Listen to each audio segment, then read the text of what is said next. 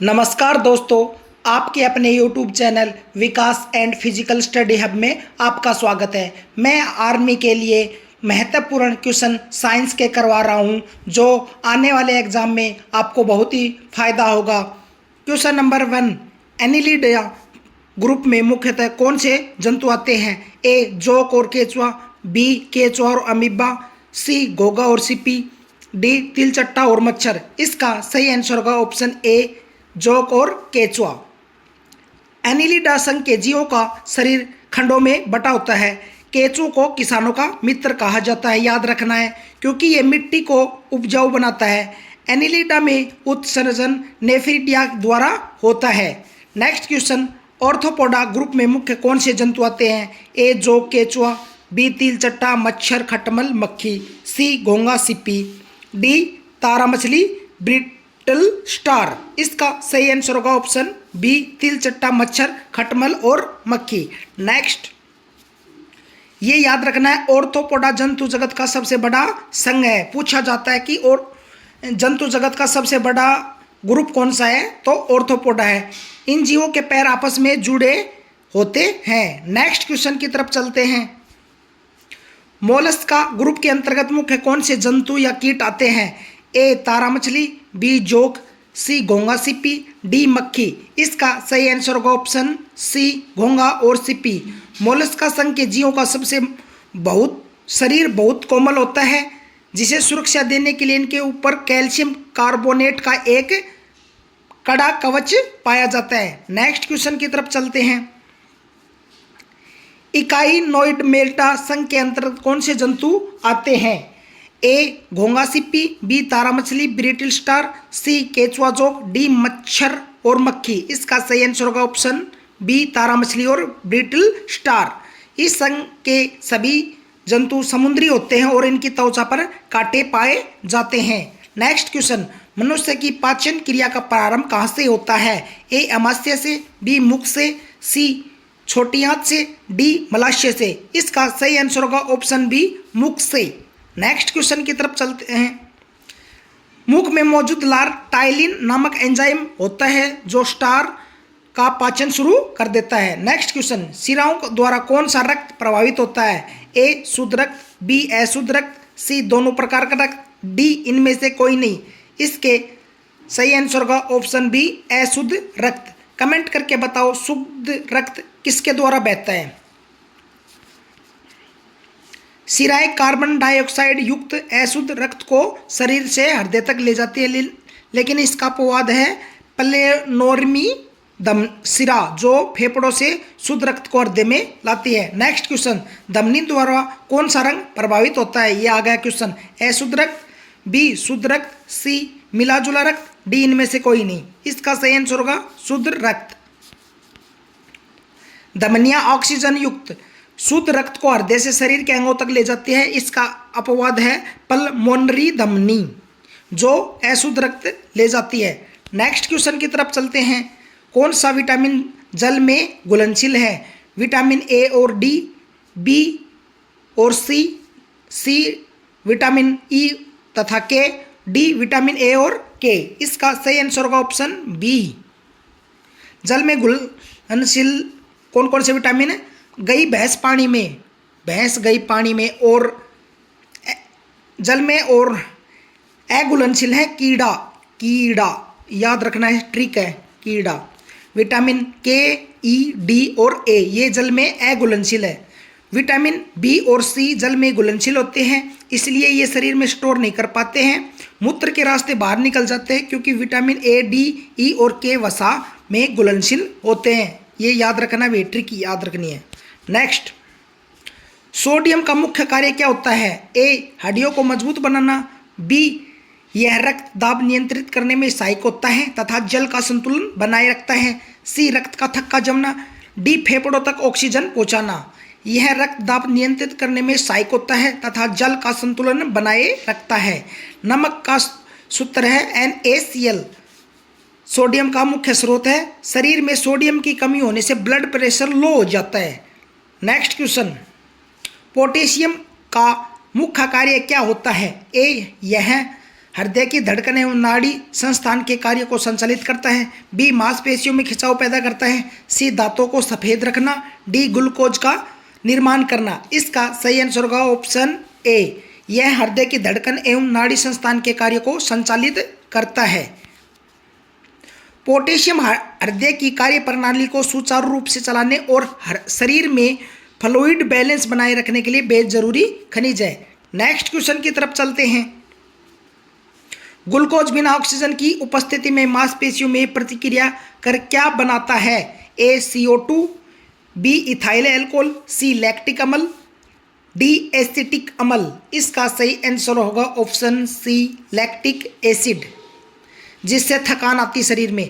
अत्यधिक व्यायाम या कठिन शारीरिक काम करने पर मांसपेशियों में पर्याप्त ऑक्सीजन नहीं मिल पाती, जिससे वहां लैक्टिक एसिड जमा हो जाती है। इस कारण मांसपेशियों में थकावट या दर्द महसूस होता है। क्वेश्चन पूछा जाता है कि शरीर में थकावट क्यों महसूस होती है? तो लैक्टिक एसिड के कारण। नेक्स्ट क्वेश्चन की तरफ चलते हैं। ग्लूकोज बिना ऑक्सीजन की उपस्थिति में बैक्टीरिया या ईस्ट से प्रतिक्रिया कर क्या बनाता है? ए लैक्टिक अम्ल, B ethyl alcohol, C methane, D citric अम्ल। इसका सही आंसर होगा option B ethyl alcohol. Oxygen की अनुपस्थिति में होने वाले इस श्वसन को अवायवीय श्वसन या किण्वन कहा जाता है, जिसका उपयोग शराब और ब्रेड बनाने में किया जाता है। क्वेश्चन पूछा जाता है ईस्ट ब्रेड कौन सी विधि से बनाया जाता है? यानी ईस्ट बनाने का प्रयोग करते हैं। नेक्स्ट क्वेश्चन की तरफ चलते हैं। ऑक्सीजन की उपस्थिति में ग्लूकोज की प्रतिक्रिया होती है तो क्या बनता है? ए केवल पानी, बी CO2 और जल, डी इथाइल अल्कोहल, डी केवल लैक्टिक अम्ल। इसका सही आंसर होगा ऑप्शन बी कार्बन डाइऑक्साइड और जल। क्या बनता है? CO2 और H2O बनता है। इसे वायवीय श्वसन कहते हैं। इसमें बड़ी मात्रा में ऊर्जा ATP के रूप में मुक्त होती है। Next question. मूत्र का pH का मान क्या होता है? 7.4, 6, 8.5, 4.5। इसका सही आंसर होगा ऑप्शन बी 6। रक्त का pH कितना होता है? रक्त का कमेंट करके बताइए। pH का मान 6 होने के कारण मूत्र की प्रकृति थोड़ी अम्लीय होती है। मानव रक्त का pH का मान 7.4 होता है। यह आ गया भाई, बता दिया मैंने। बहिस्रावी एवं अंतःस्रावी दोनों प्रकार की किस ग्रंथि में आती है? ए पीयूष ग्रंथि, बी थायराइड ग्रंथि, सी अग्नाशय ग्रंथि, डी यकृत ग्रंथि। इसका सही आंसर होगा ऑप्शन सी अग्नाशय ग्रंथि। अग्नाशय को एक मिश्रित ग्रंथि भी कहा जाता है। क्वेश्चन पूछा जाता है मिश्रित ग्रंथि किसे कहा जाता है? तो अग्नाशय ग्रंथि को। यह पाचन एंजाइम भी छोड़ती है और इंसुलिन नामक हार्मोन भी बनाती है। नेक्स्ट क्वेश्चन की तरफ चलते हैं। पीयूष ग्रंथि या पिट्यूटरी ग्रंथि को किस नाम से जाना जाता है? ए मास्टर ग्रंथि, बी सुपर मास्टर ग्रंथि, सी पाचक ग्रंथि, डी थायराइड ग्रंथि। इसका सही आंसर होगा मास्टर ग्रंथि। यह मस्तिष्क के आधार में होती है। शरीर की अन्य अंतःस्रावी ग्रंथियों के स्राव को नियंत्रित करती है। Next question. स्प्रिंग को अपनी सामान्य लंबाई पर वापस लौटने के लिए लगने वाला बल क्या कहलाता है? ए गुरुत्वाकर्षण बल, बी प्रत्यानयन बल, सी घर्षण बल, डी चुंबकीय बल। इसका सही आंसर होगा ऑप्शन बी प्रत्यानयन बल। नेक्स्ट क्वेश्चन की तरफ चलते हैं। पौधों के सबसे अच्छा उर्वरक कौन सा है? A urea, B ammonium sulphate, C compost, D super phosphate. इसका सही आंसर होगा ऑप्शन सी कंपोस्ट या खाद। कंपोस्ट जैविक कचरे जैसे गोबर, सड़ी गली पत्तियां से तैयार की जाती है। यह मिट्टी के जल धारण क्षमता और उपजाऊ शक्ति को बिना किसी नुकसान के प्रकृति रूप में बढ़ाती है। नेक्स्ट क्वेश्चन की तरफ चलते हैं। पेट्रोलियम किस प्रकार की चट्टानों में पाया जाता है? ए आग्नेय चट्टान, बी कायांतरित चट्टान, सी अवसादी चट्टान, डी इनमें से कोई नहीं। इसका सही आंसर होगा ऑप्शन सी अवसादी चट्टानें। लाखों वर्षों तक जीव जंतु और वनस्पतियों के पृथ्वी की परतों के नीचे दबे रहने और उच्च ताप व दाब के कारण पेट्रोलियम का निर्माण होता है। इसलिए इसे जीवाश्म ईंधन भी कहा जाता है। पेट्रोलियम को क्या कहा जाता है? जीवाश्म ईंधन। नेक्स्ट क्वेश्चन की तरफ चलते हैं। गुब्बारों को उड़ाने के लिए काम में ली जाने वाली गैस कौन सी है? A nitrogen, B hydrogen, C helium, D oxygen. इसका सही आंसर होगा ऑप्शन हीलियम। हाइड्रोजन सबसे हल्की गैस है, लेकिन यह अत्यधिक ज्वलनशील होती है। क्वेश्चन पूछा जाता है कि अत्यधिक ज्वलनशील गैस कौन सी होती है, तो हाइड्रोजन। हीलियम को हल्की होने के कारण साथ साथ एक अक्रिय गैस है, इसलिए यह गुब्बारों के लिए पूरी तरह सुरक्षित है। नेक्स्ट क्वेश्चन की तरफ चलते हैं। डीडीटी का उपयोग किस रूप में किया जाता है, उर्वरक की, बी कीटनाशी, सी दवा, डी विलायक। इसका सही आंसर होगा ऑप्शन बी कीटनाशी। डीटी का पूरा नाम है डाइक्लोरो डाइफेनिल ट्राइक्लोरो एथेन। पूछा जाता है कि डीटी का पूरा नाम क्या है। पर्यावरण और स्वास्थ्य के इसके दुष्प्रभाव के कारण अब कई देशों में इस पर प्रतिबंध लगा दिया है। नेक्स्ट क्वेश्चन, एथेनॉल के अत्यधिक सेवन से कौन सा अंग सबसे अधिक प्रभावित होता है, यानी स्राव। इसका सही आंसर होगा ऑप्शन बी यकृत। स्राव एथेनॉल के अत्यधिक सेवन से लीवर की कोशिकाएं क्षतिग्रस्त हो जाती हैं, जिसे लीवर सिरोसिस बीमारी कहा जाता है। नेक्स्ट क्वेश्चन, सभी अम्लों में अनिवार्य रूप से पाया जाने वाला तत्व क्या है, A oxygen, B chlorine, C hydrogen, D sulphur. इसका सही आंसर होगा ऑप्शन सी हाइड्रोजन। आर्नियस के सिद्धांत के अनुसार सभी अम्ल जल में घुल कर हाइड्रोजन आयन मुक्त करते हैं। नेक्स्ट क्वेश्चन, आग लगने तथा फैलने की सबसे कम संभावना किस वस्त्र में होती है, ए नायलॉन, बी पॉलिस्टर, सी टेरिकोट, डी सूती। इसका सही आंसर होगा ऑप्शन सी डी सूती। सूती कपड़े प्राथमिक रूप से सेल्यूलोज से बने होते हैं। ये सिंथेटिक कपड़े जैसे नायलॉन की तरह हैं, आग पकड़ने पर पिघलकर त्वचा से चिपकते नहीं हैं। नेक्स्ट क्वेश्चन की तरफ चलते हैं। लोहा का सबसे महत्वपूर्ण स्रोत कौन सा है, ए दूध, बी हरी सब्जियां, सी सेव, डी अंडा। इसका सही आंसर होगा ऑप्शन बी हरी सब्जियां। शरीर में लोहे की यानी आयरन की कमी से एनीमिया रोग हो जाता है। क्वेश्चन पूछा जाता है एनीमिया रोग किसकी कमी से होता है, तो आपको बताना है लोहे की कमी से यानी आयरन। लोहा हीमोग्लोबिन के निर्माण के लिए आवश्यक होता है। शुद्ध सोने का रूप कितने कैरेट का होता है, ए 22 कैरेट, बी 24 कैरेट, सी 18 कैरेट, डी 20 कैरेट। इसका सही आंसर होगा ऑप्शन बी 24 कैरेट। आभूषण बनाने में कौन से कैरेट सोने का उपयोग किया जाता है, तो 22 कैरेट का उपयोग किया जाता है, याद रखना है। नेक्स्ट क्वेश्चन की तरफ चलते हैं। 22 कैरेट सोना बहुत मुलायम होता है, इसलिए इसे सीधे आभूषण नहीं बनाया जा सकते। आभूषण बनाने के लिए आमतौर पर 22 कैरेट सोने का उपयोग किया जाता है, जिसमें तांबा या चांदी मिलाई जाती है। नेक्स्ट क्वेश्चन की तरफ चलते हैं। चीनी बार किसका एस्क है, ए लोहा, बी तांबा, सी पारा, डी एल्यूमिनियम। इसका सही आंसर होगा ऑप्शन सी पारा। पारा कमरे के तापमान पर द्रवावस्था में रहने वाली एकमात्र धातु है। क्वेश्चन पूछा जाता है कि एकमात्र धातु कौन सी है जो द्रवावस्था में पाई जाती है, तो इसका आंसर होगा पारा। इसका उपयोग थर्मामीटर में उपयोग होता है। नेक्स्ट क्वेश्चन की तरफ चलते हैं। शरीर के ताप का नियंत्रण किसके द्वारा होता है, ए थैलेमस, बी हाइपोथैलेमस, सी सेरिबरम, डी मेडुला।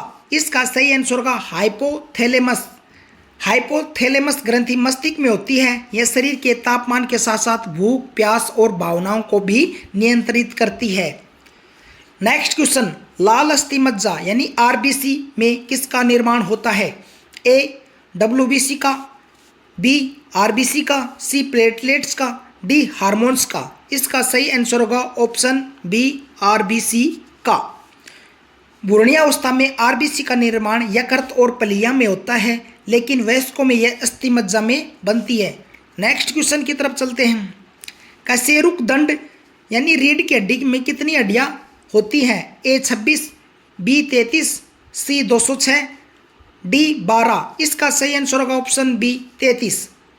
बच्चों में रीढ़ की हड्डियों की संख्या कितनी होती है, 33 होती है, जो बाद में विकसित या जुड़कर वयस्कों में 26 रह जाती है। नेक्स्ट क्वेश्चन की तरफ चलते हैं। बीसीजी का पूरा नाम क्या है, bacillus Calmette Guerin, B bacteria control guide, C biocell growth, D bacillus कोरिन गयूरिन। इसका सही आंसर होगा option A bacillus Calmette Guerin. BCG का टीका टीबी या क्षय रोग से बचाव के लिए नवजात शिशु को लगाया जाता है। क्वेश्चन पूछा जाता है बीसीजी का टीका किसके लिए लगाया जाता है, तो टीबी के लिए। नेक्स्ट क्वेश्चन, एथलेटिक फुट और दमा नामक रोग किससे होते हैं? ए जीवाणु द्वारा, बी विषाणु द्वारा, सी कवक द्वारा, डी कृमि द्वारा। इसका सही आंसर होगा ऑप्शन सी कवक द्वारा। कवक जनित अन्य प्रमुख रोग दाद और गंजापन है। भाई कवक से कौन से रोग होते हैं? दाद, गंजापन। दाद, दमा, खुजली और एथलेटिक फुट ये सभी फंगस से होने वाले रोग हैं। नेक्स्ट क्वेश्चन, फाइलेरिया नामक रोग किसके कारण होता है? ए कवक, बी जीवाणु, सी कृमि, डी प्रोटोजोआ। इसका सही आंसर होगा ऑप्शन सी कृमि। इस रोग को हाथी पाँव भी कहा जाता है। क्वेश्चन पूछा जाता है हाथी पाँव किस कारण होता है, तो फाइलेरिया नामक रोग कहते हैं और कृमि द्वारा होता है, क्योंकि इसमें प्रभावित पैर अत्यधिक सूज जाता है और कयूलेकस मच्छर के काटने से होता है। नेक्स्ट क्वेश्चन की तरफ चलते हैं। जब एक वस्तु का वेग दुगुना किया जाता है तो गतिज ऊर्जा कितनी हो जाएगी? ए दुगनी, बी आधी, सी चौगुनी, डी अपरिवर्तित। इसका सही आंसर होगा चौगुनी। गतिज ऊर्जा का सूत्र पूछा जाता है 1/2 mv²। m द्रव्यमान है, v वेग है, इसलिए दुगुना करने पर ऊर्जा दोगुनी हो जाती है। स्थिति ऊर्जा का फॉर्मूला बताएं। स्थिति ऊर्जा का mgh। नेक्स्ट क्वेश्चन की तरफ चलते हैं। सूत्रकणिका को किस नाम से जाना जाता है? लाइसोसोम, गोल्जी इकाई, सी राइबोसोम, डी माइटोकॉन्ड्रिया। इसका सही आंसर होगा ऑप्शन डी माइटोकॉन्ड्रिया।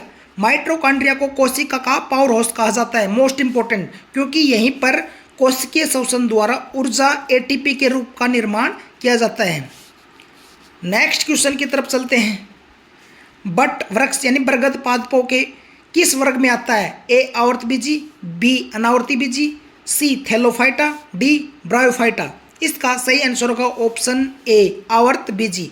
आवर्तबीजी वे पौधे होते हैं जिनके बीज फल के अंदर ढके होते हैं और फूल खिलते हैं। नेक्स्ट क्वेश्चन की तरफ चलते हैं। फ्लेम ऑफ द फॉरेस्ट यानी वन की ज्वाला का अर्थ क्या है? ए जंगलों में लगने वाली भयंकर आग, बी ऐसे पेड़ों से भरा वन जो पतझड़ में फूलते हैं और लाल फूल बिखेरते हैं, सी एक विशेष प्रकार का औषधीय पौधा, डी कृत्रिम रूप से सजाया गया वन। इसका सही आंसर होगा ऑप्शन बी ऐसे पेड़ से भरा वन जो पतझड़ में फूलते हैं और लाल फूल बिखेरते हैं। मुख्य रूप से प्लास यानी ढाक के पेड़ को फ्लेम ऑफ द फॉरेस्ट कहा जाता है, यानी वन की ज्वाला को प्लास डाक के नाम से जाना जाता है। इसके पूरे जंगल में लाल फूल खिलते हैं और दूर से देखने पर ऐसा लगता है जैसे मानो जंगल में आग लगी हुई है। नेक्स्ट क्वेश्चन, पेनिसिलिन किससे बनाया जाता है? ए जीवाणु से, बी कवक से, सी शैवाल से, डी कृत्रिम रसायनों से। इसका सही आंसर होगा ऑप्शन बी कवक द्वारा। पेनिसिलिन दुनिया की पहली एंटीबायोटिक यानी प्रतिजैविक दवा थी। इसकी खोज 1928 में अलेक्जेंडर फ्लेमिंग ने पेनिसिलियम नोटेटम नामक कवक से की थी। क्वेश्चन पूछा जाता है पेनिसिलिन की खोज किसने की थी और अलेक्जेंडर फ्लेमिंग ने की थी। नेक्स्ट क्वेश्चन की तरफ चलते हैं। लाइकेन को किन दो जीवधारियों का सहजीवी साहचर्य समझा जाता है? ए जीवाणु और कवक, बी शैवाल और कवक, डी कवक और फ्रन, डी शैवाल और जीवाणु। इसका सही आंसर होगा ऑप्शन बी शैवाल और कवक। लाइकेन में शैवाल भोजन बनाता है, कवक इसे आश्रय व खनिज देता है। लाइकेन वायु प्रदूषण के बेहतर सूचक होते हैं। नेक्स्ट क्वेश्चन की तरफ चलते हैं। आमतौर पर संश्लेषित वर्दी माध्यम और बेकरी में काम में लिया जाने वाला एगार किससे प्राप्त होता है? ए कवक से, बी शैवाल से, सी जीवाणु से, डी वायरस से। इसका सही आंसर होगा ऑप्शन बी शैवाल से। एगार मुख्य रूप से लाल शैवाल से प्राप्त होता है। इसका प्रयोग प्रयोगशाला में बैक्टीरिया कल्चर और जेली आइसक्रीम को गाढ़ा करने में होता है। नेक्स्ट क्वेश्चन की तरफ चलते हैं। लौंग पौधे के किस भाग से प्राप्त होती है? ए जड़, बी तना, सी पुष्पकली, डी फल। इसका सही आंसर होगा ऑप्शन सी पुष्पकली। लौंग एक प्रकार की सूखी हुई पुष्पकली है। इसके तेल में यूजेनोल पाया जाता है जो दांत दर्द में आराम करता है। नेक्स्ट क्वेश्चन की तरफ चलते हैं। अनशन या उपवास की लंबी अवधि के दौरान शरीर में गैर कार्बोहाइड्रेट स्रोतों से ग्लूकोज या ग्लाइकोजन बनने की विधि का नाम क्या है? ए ग्लाइकोलाइसिस, बी ग्लूकन वजनन, सी ग्लाइकोजेनेसिस, डी फोटोफाइसराइजेशन। इसका सही आंसर होगा ऑप्शन बी ग्लूकोवजनन। जब शरीर को भोजन से ग्लूकोज नहीं मिलता तो यकृत इस प्रक्रिया द्वारा संचित वसा या अमीनो एसिड को ग्लूकोज में बदलकर शरीर को ऊर्जा देता है। नेक्स्ट क्वेश्चन की तरफ चलते हैं। सभी जीवधारियों में पाए जाने वाला कौन सा यौगिक है जो भरपूर मात्रा में फॉस्फोरस पाया जाता है? ए कार्बोहाइड्रेट, बी न्यूक्लिक अम्ल, सी प्रोटीन, डी वसा। इसका सही आंसर होगा ऑप्शन बी न्यूक्लिक अम्ल। न्यूक्लिक अम्ल डीएनए और आरएनए की मूल संरचना में फास्फोरेट समूह पाया जाता है जो आनुवंशिक जानकारी को सुरक्षित रखने की जिम्मेदार है। नेक्स्ट क्वेश्चन की तरफ चलते हैं। भारत में केंद्रीय धान अनुसंधान केंद्र कहाँ स्थित है? ए नई दिल्ली में, बी कटक उड़ीसा में, सी पटना में, डी शिमला में। इसका सही आंसर होगा ऑप्शन बी कटक उड़ीसा में। कमेंट करके बताएं कि आलू अनुसंधान केंद्र कहाँ है? तो आलू अनुसंधान केंद्र है शिमला में। आलू अनुसंधान केंद्र शिमला में। कटक में स्थित यह संस्थान धान यानी चावल की फसलों की नई किस्म और उत्पादकता बढ़ाने पर शोध कार्य करता है। नेक्स्ट क्वेश्चन की तरफ चलते हैं। किस वैज्ञानिक को प्रकाश संश्लेषण पर कार्य करने के लिए नोबेल पुरस्कार मिला? A Melvin Calvin, B Robert Hooke, C Louis Pasteur, D Watson और क्रिक। इसका सही आंसर होगा ऑप्शन ए मेलविन कैल्विन। इन्होंने पौधे में प्रकाश संश्लेषण के दौरान कार्बन के पथ की खोज की थी जिसे कैल्विन चक्र भी कहा जाता है और 1961 में नोबेल पुरस्कार मिला था। Next question. किन रुधिर कोशिकाओं की मदद से रोगों के प्रति प्रतिरोध पैदा करता है? ए आरबीसी कणिकाएं, बी लसीकाणु या lymphocyte, C platelets, D haemoglobin. इसका सही आंसर होगा ऑप्शन बी लसीकाणु या लिम्फोसाइट्स। लिम्फोसाइट सफेद रक्त कोशिका का प्रकार है जो शरीर में प्रवेश करने वाले हानिकारक बैक्टीरिया और वायरस से लड़ने वाले एंटीबॉडी बनाती है। Next question. मनुष्य में लाल रुधिर कोशिका यानी आरबीसी के जीवन की अवधि कितनी होती है? ए 10 दिन, बी 120 दिन, सी 200 दिन, डी 4 दिन। इसका सही आंसर होगा 120 दिन। WBC की कितनी होती है? कमेंट करके बताएं। जीवन काल पूरा होने के बाद पुरानी आरबीसी पलिया में जाकर नष्ट हो जाती है। किस में जाकर नष्ट हो जाती है? पलिया में। इसे पलिया को आरबीसी का कब्रिस्तान कहा जाता है। Most important. इसकी 2 से 3 दिन होता है भाई जीवन काल। Next question. सिरा रक्त को ऑक्सीजनकरण के लिए फेफड़ों तक किसके द्वारा लिया जाता है? ए महाधमनी, बी फुफ्फुस धमनी, सी फुफ्फुस सिरा, डी रीनल धमनी। इसका सही आंसर होगा फुफ्फुस धमनी। यह मानव शरीर की एकमात्र ऐसी ध्वनि है जिसमें अशुद्ध यानी डीऑक्सीजिनेटेड रक्त बहता है क्योंकि यह रक्त को शुद्ध करने के लिए हृदय से फेफड़ों तक पहुंचाता है। और यहीं आपकी क्लास समाप्त होती है। कमेंट करके बताएं आपको हमारी क्लास कैसी लगी और चैनल को सब्सक्राइब करें। और फिजिकल के रिगार्डिंग यदि किसी भाई को हेल्प